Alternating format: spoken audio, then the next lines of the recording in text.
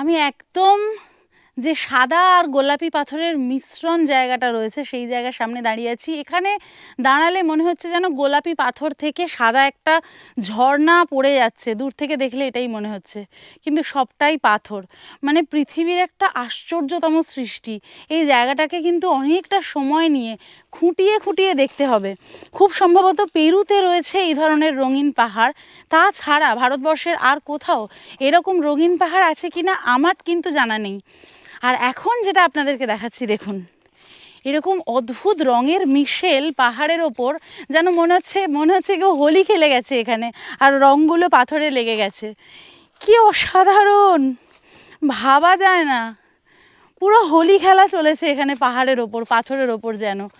কিন্তু রঙগুলো একদম ফিক্সড। এখানে কতগুলো রং রয়েছে, হলুদ, গোলাপি, কমলা, সাদা, লাল, সব রকম রং রয়েছে, তার সাথে গ্রে। ওয়াও, কোনো তুলনা হবে না, তুলনাহীন একটা জিনিস দেখলাম, সত্যি মন ভরে গেল।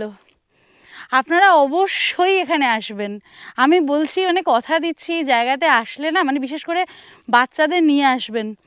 ভৌগোলিক এইরকম একটা সৃষ্টি আমাদের এত কাছে যে রয়েছে, এটা খুব কম মানুষ জানেন।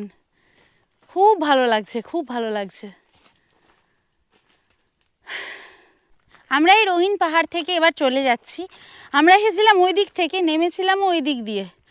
আপনারা যে রাস্তা দিয়ে আসবেন, এসে বাঁ দিকে ঘুরবেন, তারপরে সোজা আসলে এই জায়গাটা দেখতে পাবেন। এবার আপনাদের যেদিক থেকে সুবিধা সেদিক থেকে আপনারা নামবেন। আমরা ওদিক থেকে নেমেছি আর এই দিক থেকে উঠে এলাম।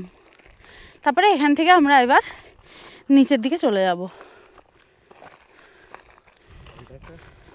আর এইটা হচ্ছে একদম ভ্যালি টাইপের একটা জায়গা, মানে চারিদিকে পাহাড় ঘেরা, মাঝখানটা একদম ফাঁকা ফাঁকা। ওখানে দাঁড়িয়ে কথা বললে বেশ একটা ইকো ইকো ব্যাপারও হয়। দারুণ লাগলো, দারুণ লাগলো। এই জায়গাটায় এসে মন ভরে গেছে।